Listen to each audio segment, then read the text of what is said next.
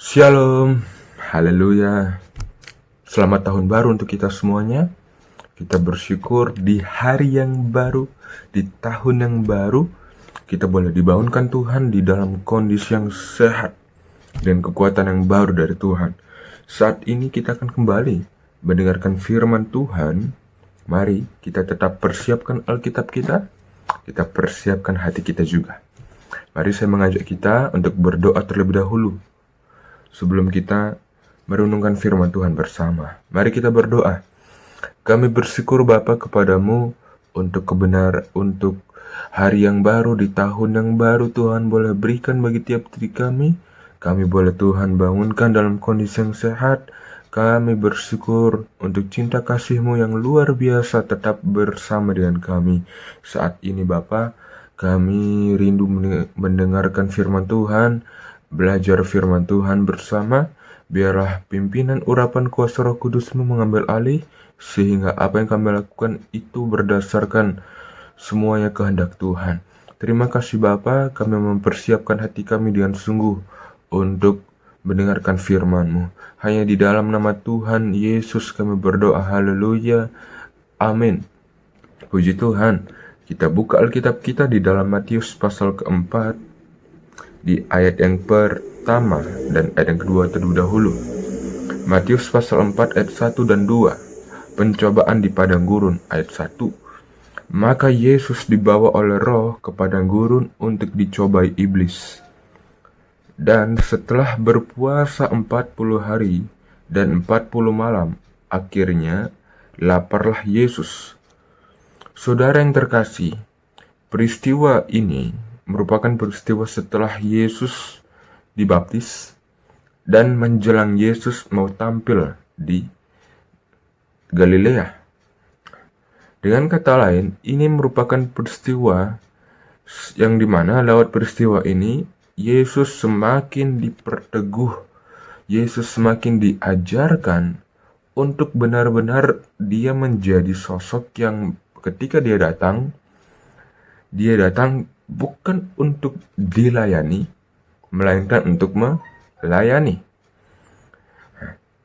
Yesus dibawa oleh Roh ke padang gurun. Ngapain dia di padang gurun? Jelas ayat tadi berkata, Yesus di padang gurun itu untuk berpuasa selama 40 hari 40 malam. Jadi Yesus selama di padang gurun nggak melakukan sesuatu hal yang tidak jelas. Dia jelas ngapain? Dia berpuasa, dia menyangkal dirinya. Dia merendahkan dirinya, dia menyangkal kedagingannya. Nah, selama 40 hari 40 malam. Nah, tiap diri kita pun, hari-hari yang akan kita jalani, kita harus semakin ingat bahwa kehidupan kita yang Tuhan mau, kita semakin menyangkal diri ini, kita semakin merendahkan diri ini, agar lewat diri kita, nama Tuhan semakin dipermuliakan. Penyangkalan diri ini memang tidaklah mudah. Penyangkalan diri yang seringkali akan kita lakukan, seringkali itu juga gagal. Karena apa? Karena harus kita ketahui, banyak rintangan, banyak yang tidak suka ketika kita benar-benar hidup seturut dengan apa yang Tuhan kehendaki. Oleh karena itu, kita harus semakin berjaga-jaga. Kita harus semakin mewaspadai diri ini, mewaspadai segala bentuk intimidasi, kuasa kegelapan.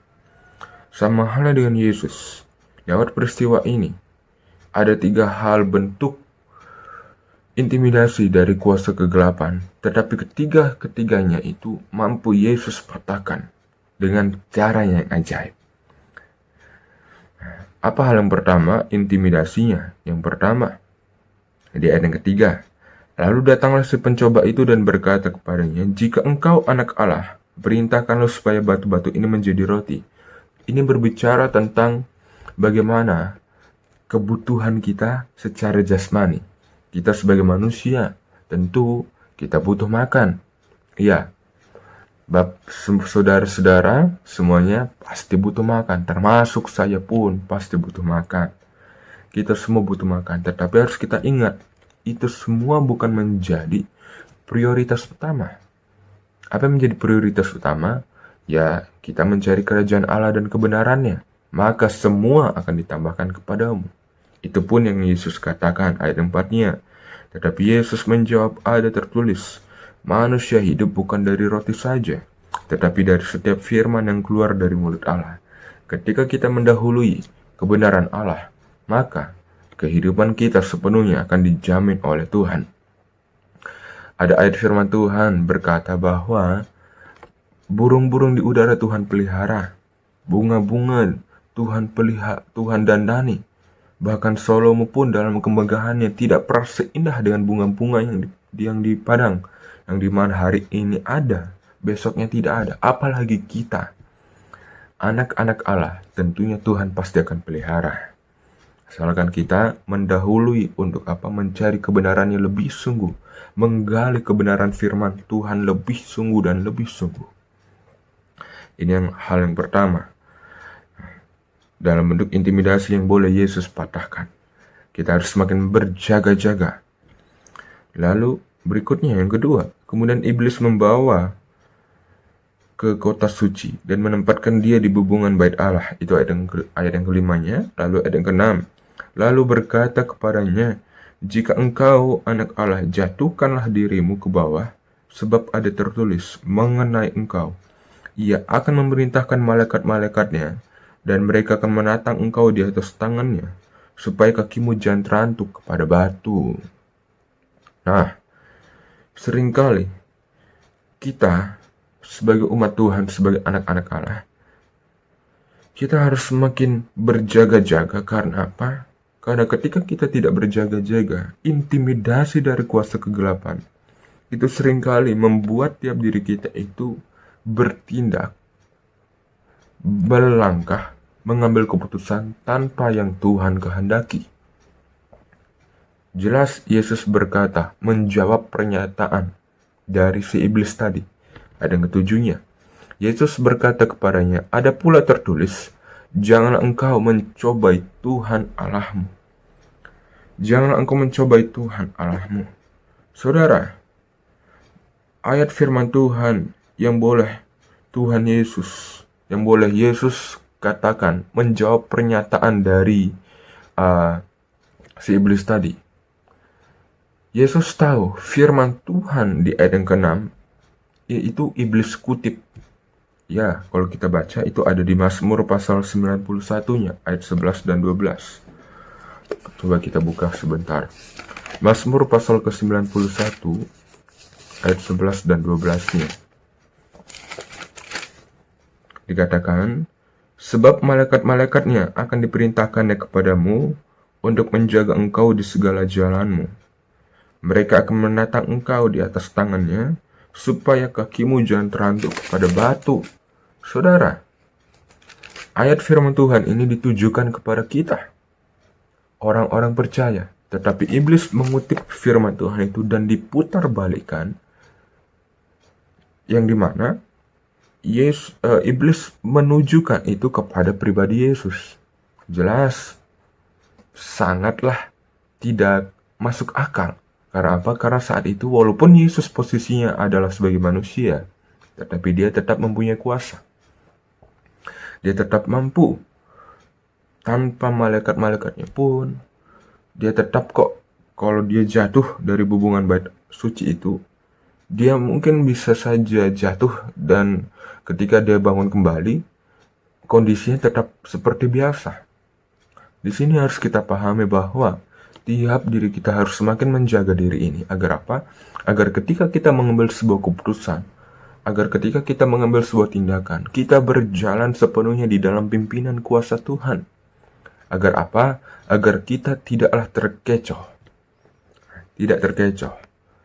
Ini bentuk intimidasi dari iblis yang kedua yang ditujukan kepada Yesus. Lalu hal yang ketiga dikatakan di ayat yang ke-8-nya. Dan iblis membawanya pula ke atas gunung yang sangat tinggi dan memperlihatkan kepadanya semua kerajaan dunia dan kemegahannya. Ayat 9. Dan berkata kepadanya, semua itu akan kuberikan kepadamu jika engkau sujud menyembah aku. Nah, ini bentuk intimidasi yang seringkali terjadi dalam kita. Kita seringkali tidak bisa menahan keinginan mata ini, tidak bisa menahan keinginan untuk apa? Untuk mengejar sesuatu hal yang bersifat fana. Apa itu? Yaitu harta kekayaan dunia ini. Kita boleh menjadi kaya. Tuhan tidak melarang itu. Kalau kita kaya pun tentu kita bisa mendukung pelayanan di gereja kita masing-masing. Itu sangat luar biasa. Tetapi yang Tuhan mau, kekayaan itu bukan menjadi prioritas utama. Sehingga kita seringkali kita mengejar dan mengejar. Sehingga ada istilah dunia berkata, kepala jadi kaki, kaki jadi kepala. Saking kerasnya bekerja, saking kerasnya banting tulang. Nah, sehingga rasa cinta kepada Tuhan itu mulai lagi tidak terasa, tidak ada gregetnya begitu. Jangan akhirnya kita terjebak dengan situasi yang ada. Jangan akhirnya kita terjebak dengan keindahan dunia ini. Sebaliknya, sebagaimana Yesus berkata terakhir kali kepada iblis, mengalahkan bentuk intimidasi yang ketiga. Di ayat yang 10 berkata, maka berkatalah Yesus kepada nyahlah iblis, sebab ada tertulis engkau harus menyembah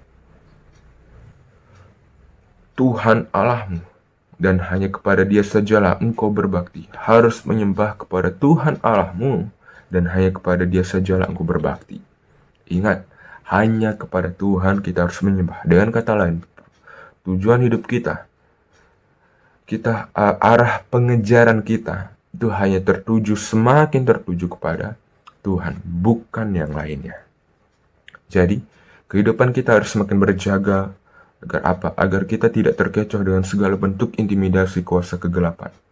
Dan tentunya, kehidupan kita semakin Tuhan minta untuk apa? Semakin menyangkal diri ini.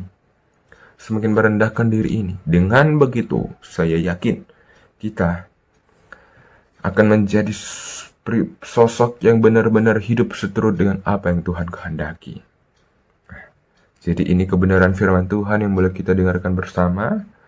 Saya ingin percaya bahwa kita mengerti apa menjadi maksud Tuhan di awal tahun yang baru ini, di hari yang baru ini. Tuhan menghendaki untuk tiap diri kita semakin menyangkal diri ini. Di dalam penyangkalan diri itu kita harus semakin berjaga juga, agar segala bentuk intimidasi kuasa kegelapan tidaklah bisa membuat kita terkecoh dan akhirnya kita terjatuh. Jadi ini kebenaran firman Tuhan. Mari saya mengajak kita mengakhiri di dalam doa. Mari kita berdoa. Kami bersyukur Bapa kepadamu untuk kebenaran firman yang Bapa boleh bagikan bagi tiap diri kami. Engkau tanamkan di dalam hati dan pemikiran kami agar tidak berlalu begitu saja, tetapi kami semakin mengerti, memahami, dan belajar hidup di dalam firman Tuhan. Terima kasih Bapa. Kami bersyukur untuk hari yang baru, di tahun yang baru, Tuhan boleh berikan bagi tiap diri kami. Biarlah semangat-Mu dan sukacita-Mu serta rasa cinta kami kepadamu semakin bertumbuh lebih dan lebih lagi kepada Tuhan. Terima kasih Bapa. Kami akan melanjutkan aktivitas kami, Tuhan, bekerja berkarya dalam hidup kami. Hanya di dalam nama Tuhan Yesus kami berdoa. Haleluya. Amin. Puji Tuhan. Selamat tahun baru untuk semuanya. Tetap semangat di dalam Tuhan. Salam sehat. Tuhan Yesus memberkati.